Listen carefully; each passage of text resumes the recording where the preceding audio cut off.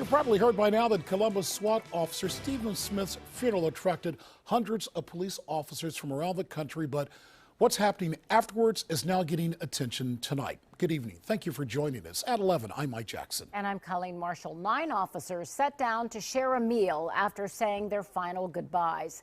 And they got a surprise from their waitress. NBC4's Dan Perlman talked to her and one of the officers today. He's live outside the restaurant where it all happened now with that story. Dan? Well, you know, this is an act of kindness you will remember. That waitress was just going about her day here at the Red Robin in Polaris. 9 police officers walked inside. They sat right in her section, and that is when her day took a turn.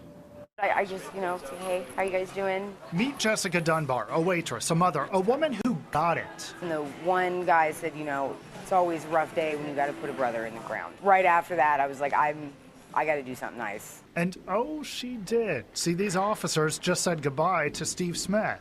Jessica took their order, served their burgers, and when it came time to pay, random acts of kindness, she picked up the tab, a $123 bill covered. This note of appreciation instead. It really touched all of our hearts. One of the officers, Lieutenant Jeff Shelton, Wellington Police, Northern Ohio, on the phone. We were crying all day, and then you got a bunch of guys and female officers in there crying. There wasn't a dry eye in the place by the time we were done. Jessica is a woman who knows the story about Officer Smith, the funeral, the overwhelming support this city and beyond has shown, and now she can say she did her part. Just to have a bunch of police officers, men and women that protect us, that's what they do, and people look up to them, and to have them shake my hand and say thank you to me, that was incredible. That was just awesome. Yeah, it really is. And one more thing that Jessica told me, she said that her father is a retired Blendon Township police officer. She says when she told him what she did, it was one of the only times she ever saw him cry. Live in Columbus, Dan Perlman, NBC4. Thanks so much, Dan. And we want to remind you there is a fund set up to support Officer Stephen Smith's family. The CME Credit Union is taking donations at all 6 of its locations in Central Ohio.